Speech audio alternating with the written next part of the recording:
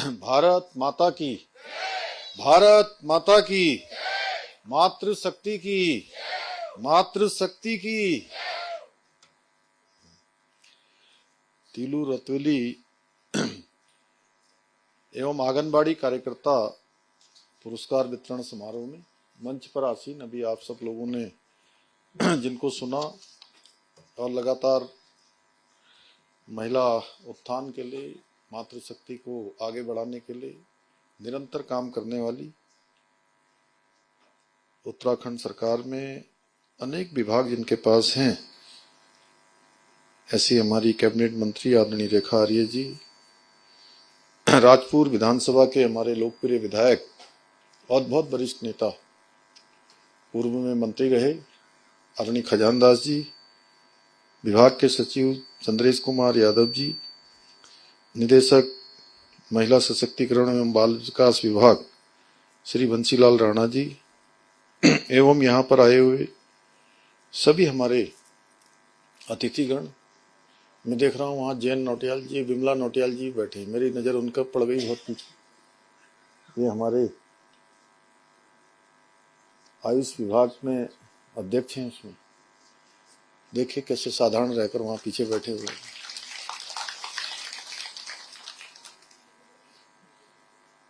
तीलू रतौली पुरस्कार एवं आंगनबाड़ी कार्यकर्ती पुरस्कार से सम्मानित होने वाली सभी मेरी बहनें,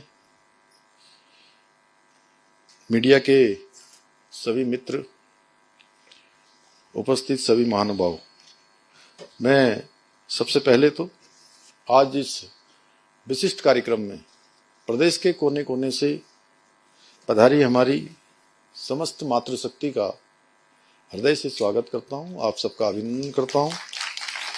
और इस अवसर पर हम विभिन्न क्षेत्रों में उल्लेखनीय कार्य करने वाली 13 मातृशक्ति की प्रतीक हमारी महिलाएं, जिनको हम तीलू रतौली पुरस्कार से सम्मानित करने के साथ ही 33 आंगनबाड़ी कार्यकर्ताओं को भी उनकी उत्कृष्ट सेवा के लिए आज यहाँ सम्मानित करने जा रहे हैं। मैं तीलू रतौली पुरस्कार, आंगनबाड़ी कार्यकर्ता पुरस्कार प्राप्त कर रही आप सभी बहनों को हृदय से बधाई देता हूं, आप सबको शुभकामनाएं देता हूं। ये मेरे लिए अत्यंत हर्ष का विषय है कि आज मुझे इस कार्यक्रम के माध्यम से आप सभी का मातृशक्ति का आशीर्वाद प्राप्त करने का सौभाग्य प्राप्त हो रहा है। आज के इस अवसर पर मैं महान वीरांगना तीलू रतौली जी को भी नमन करता हूं, जिन्होंने मात्र 15 वर्ष की आयु में युद्ध भूमि में अपने रण कौशल द्वारा अपने विरोधियों को परास्त किया था। और जिस उम्र में, जैसा अभी रेखा जी ने कहा, हमारे चंद्रेश जी ने कहा यहाँ पर, कि जिस उम्र में खेलना कूदना और पढ़ना सीखते हैं, उसी उम्र में इस वीरांगना ने अदम्य साहस, वीरता और रण कौशल का परिचय दिया। यदि मैं अपूर्व शौर्य, संकल्प और साहस की धनी वीरांगना तीलू रतौली को उत्तराखंड की यदि झांसी की रानी कहूं तो इसमें कोई अतिशयोक्ति नहीं होगी। आप सबको पता है, वैसे तो ये पुरस्कार प्रत्येक वर्ष 8 अगस्त को ये तीलू रतौली जी के जन्म दिवस के अवसर पर यहाँ पर ये कार्यक्रम आयोजित किया जाता है। परंतु इस वर्ष आपने देखा पूरे प्रदेश के अंदर बहुत भीषण आपदा आई हुई है और कोई जनपद ऐसा नहीं है कि जो जनपद आपदा से ग्रस्त न हो। पर्वतीय क्षेत्रों में अगर मैं एक तरफ से बात करूं तो 5 अगस्त को आई भीषण आपदा धराली गांव नगर पूरी तरह से आपदा की भेंट चढ़ गया। और उसके बाद लगातार मैं उत्तरकाशी के ही श्याना चट्टी में जिस प्रकार से मलबा आने के कारण से जल भराव हुआ है, लगभग 25-30 फुट पानी आ गया। होटल की तीसरी मंजिल पर भी पानी आ गया, मैं वहां भी गया था। आप थराली हो, चमोली जनपद का थराली, चेपड़ो, रुद्रप्रयाग में चखोली से लेकर गुप्तकाशी के आसपास के क्षेत्रों में भीषण आपदा आई है। भिलंगना में कल भी भारी बारिश से काफी तबाही हुई है, बादल फटने से। बागेश्वर जनपद में बात करें तो जान माल की बड़ी हानि हुई है। पिथौरागढ़ है, चंपावत है, नैनीताल है। हमारा कोई जनपद, पौड़ी जनपद में हमारा पैठानी के आसपास का क्षेत्र पूरी तरह से आपदाग्रस्त हो गया। मैं किसी भी जनपद की बात करूं तो कोई जनपद बचा नहीं है। मैदानी क्षेत्रों में चाहे देहरादून हो, हरिद्वार हो, उधम सिंह नगर हो या नैनीताल का कुछ हिस्सा हो, सभी जगह भारी जल भरा हुआ है। अभी 2 दिन पहले ही मैं हरिद्वार के लक्सर के सीमांत क्षेत्र गंगदासपुर गांव में गया था। 10-10 फुट पानी भर गया था वहां। जाने के लिए स्थान नहीं है। बच्चों के लिए स्कूल आने के लिए भी ट्रैक्टरों में लाना पड़ रहा है उनको। वो भी ट्रैक्टर भी कोई साधारण ट्रैक्टर नहीं, जिसके 4x4 का जो ट्रैक्टर होता है, अर्जुन ट्रैक्टर। मैंने भी पहली बार पूछा उनसे कि ये कौन सा ट्रैक्टर है जो 4x4 इतना पानी में चल रहा है। तो अर्जुन ट्रैक्टर, जिसके सिलेंडर भी बड़े मजबूत होते हैं।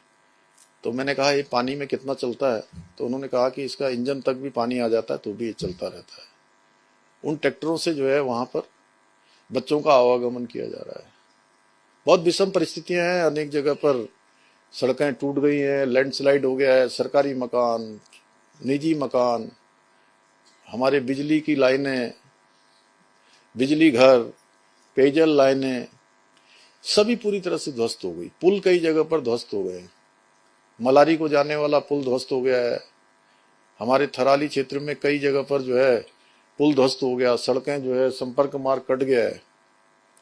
उन सभी पर काम कर रहे हैं। ऐसे समय में हम प्रदेशवासियों के साथ हैं। हमारा प्रयास है कि जो भी एक एक व्यक्ति आपदा से पीड़ित है उसकी हम हर संभव मदद करें। जहां मदद के लिए ग्राउंड जीरो पर जाकर पूरा प्रशासन काम कर रहा है, हम लोग लगातार मॉनिटरिंग कर रहे हैं। हमारी सरकार के लोग भी, हमारे मंत्रीगण भी, विधायक भी, सभी समय समय पर हमारे जनप्रतिनिधि वहां पहुंच रहे हैं। राहत शिविर बनाए गए हैं। उन शिविरों में जितने भी लोग आ रहे हैं, हमारा प्रयास है कि उनको किसी भी प्रकार का जो जरूरी सामान, जरूरी उनके जीवन के लिए जरूरी है, वो सभी वहां पर उपलब्ध हो। जो सहायताएं हैं वो हम कर रहे हैं। तात्कालिक रूप से हमने जिनके मकान क्षतिग्रस्त हो गए हैं उनको तात्कालिक रूप से 5 लाख रुपए की धनराशि प्राप्त, पहले मतलब शुरुआत में ही हमने देने का इस बार प्रावधान किया है। आगे उनके पुनर्वास इत्यादि आदि की सभी संबंधों में हम लगातार काम कर रहे हैं। और हमारे प्रधानमंत्री जी का भी हमको पूरा सहयोग प्राप्त हो रहा है। पूरे राज्य की स्थिति के बारे में वो चिंता करते हुए हर संभव उन्होंने हमको आश्वासन दिया है, मदद भी दिया है। आपने देखा होगा धराली क्षेत्र में, चाहे सेना का चिनूक हेलीकॉप्टर हो, चाहे सेना का MI हेलीकॉप्टर हो, तत्काल वहां पर हमको उपलब्ध कराया, जिसके कारण से हम 3 दिनों में ही हम 1300 के लगभग जो हमारे स्थानीय लोग थे, जो पूरे देश भर के आए हुए श्रद्धालु थे, जो गंगोत्री की यात्रा पर आए थे, उन सभी को हम सुरक्षित बाहर निकाल पाए। और सच में आपदा बहुत बड़ी थी, बहुत बड़ी आपदा थी, लेकिन समय पर सब प्रकार से साधन उपलब्ध हो गए, सब प्रकार से सहायता पहुंच गई। मैं आपको बताना चाहता हूं कि मैं लगातार 3-4 दिनों तक वहां रहा और रक्षाबंधन के एक दिन पहले 8 तारीख को, 9 तारीख को रक्षाबंधन था। तो एक बहन जो गुजरात से आई थी, उन्होंने मुझे देखते ही अपना जो दुपट्टा रखा हुआ था, उन्होंने कहा कि भैया रक्षाबंधन है, आपने, आपकी सरकार ने, यहाँ के लोगों ने जो हमारी मदद की है, हमारी जान बचाई है, मैं क्या इसको फाड़ के आपको रक्षाबंधन बांध सकती हूँ?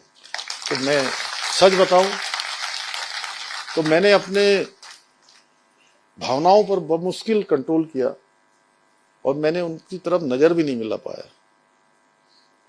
एक अलग प्रकार का दृश्य। और संतोष इस बात का हुआ कि उस दिन जब मैं धराली गांव में उतर रहा था तो लौटते समय मुझे कम से कम 200-300 लोग जो देश के विभिन्न कोनों से आए हुए थे, वो रास्ते में थोड़ा पैदल भी उस दिन चलना पड़ रहा था, क्योंकि धराली से उनको जो है मुखुआ तक पैदल आना पड़ा।